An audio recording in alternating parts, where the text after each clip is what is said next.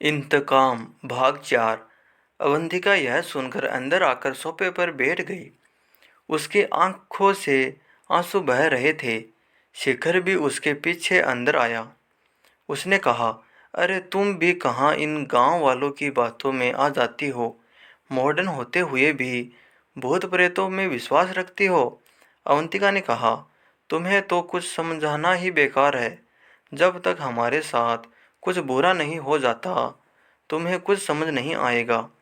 दोनों बातें कर ही रहे थे, तभी रौनक आया। क्या हुआ भाभी? अवंतिका ने उसे सारी बात बता दी। यह सुनकर रौनक ने पसीने छूट गए। वो बोला, हाँ भाभी, मैंने भी ये किस्से सुने तो है। अवंतिका ने कहा, यह बात अपने भैया को समझाओ। इन्हें समझ नहीं आ रहा कि हम कितनी बड़ी मुसीबत में फंस गए हैं। शिखर कुछ बोल नहीं पा रहा था।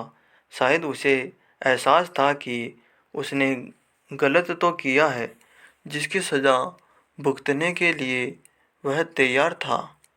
शिखर ने कहा, चलो तुम दोनों की बात मान लेते हैं, लेकिन अब करना क्या है?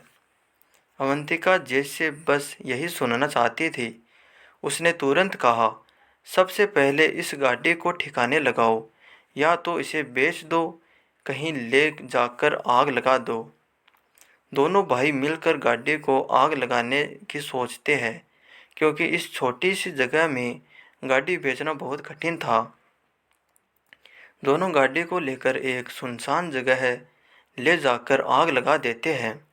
शिखर अपनी कार को जलते हुए देख रहा कर रो रहा था, लेकिन रौनक ने उसे समझाया, भैया हम सही सलामत रहे तो इससे बड़ी गाड़ी खरीद लेंगे।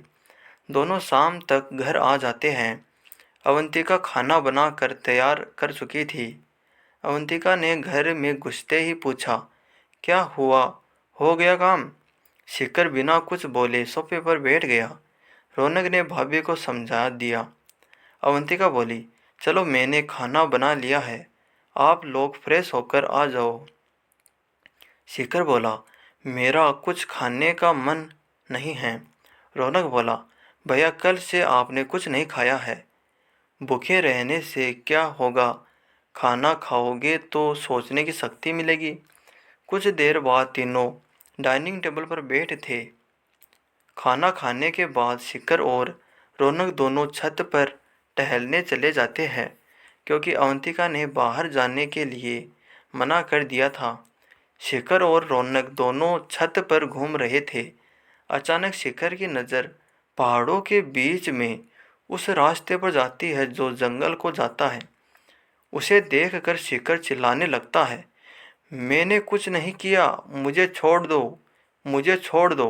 रौनक उसे संभालता है, भैया क्या बात है, क्यों चिल्ला रहे हो? शिखर कहता है, वो मुझे बुला रहा है, वो मुझे मार देगा। रौनक उस ओर देखता है, भैया वहाँ कोई नहीं है, आपको वहम हो रहा है। लेकिन शिखर बार बार चिल्ला रहा था।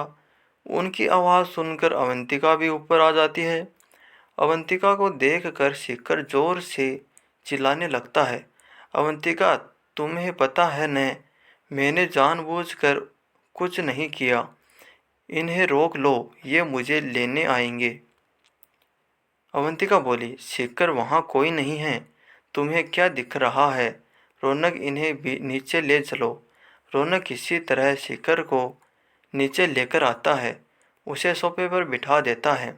शिखर सर झुकाए बैठा था। रौनक ने कहा, भैया क्या दिख रहा था, कौन था वहाँ? शिखर कुछ नहीं बोल रहा था। अवंतिका भागकर किचन से पानी लाई। उसने शिखर को पीने के लिए पानी दिया। शिखर ने पानी पिया और फिर बताना शुरू किया। शिखर ने कहा, मुझे वहाँ जंगल के रास्ते पर वही आदमी दिखाई दिया। उसके पीछे दो काले साए और खड़े थे। वो मुझे घूर रहा था। उसकी लाल लाल आंखें देखकर मैं डर गया। वह बहुत गुस्से में था। उसने मुझे देख लिया है, अब वो मुझे नहीं छोड़ेगा। रौनक ने कहा, भैया वहाँ कोई नहीं था, मैंने भी देखा था, आप कल सो नहीं पाए हैं, इसलिए आपको यह सब वहम हो रहा है। अवंतिका और रौनक मिलकर शिखर को समझा रहे थे, लेकिन शिखर ने जो कहा उसे सुनकर दोनों के होश उड़ गए। जब हम कार को आग के हवाले कर रहे थे, ठीक उसी समय वह मेरे पीछे खड़ा दिखाई दे रहा था। मुझे ऐसा महसूस हुआ, लेकिन मैंने सोचा कि यह मेरा वहम होगा। मैंने कई बार मुड़कर देखा, लेकिन वहाँ कोई नहीं था। लेकिन मैं जैसे ही कार को देख रहा था, मैं रो रहा था। वह मेरे पीछे खड़े होकर हम हंस रहा था, जैसे उसका बदला पूरा होने वाला है। रौनक ने शिखर को कहा, लेकिन भैया मैं भी तो आपके साथ खड़ा था, मुझे तो कुछ भी महसूस नहीं हुआ। शिखर ने कहा, तुम इस सब से शामिल नहीं थे। गुनाह मुझसे हुआ है, सजा मुझे मिलेगी। रौनक तुम एक काम करो, अपनी भाभी को लेकर मुंबई चले जाओ। मेरे साथ जो होगा सह लूँगा। यह सुनकर अवंतिका रोने लगी। उसे रोता देखकर रौनक ने कहा, भैया हम आपको इस मुसीबत में छोड़कर कहीं नहीं जा रहे हैं।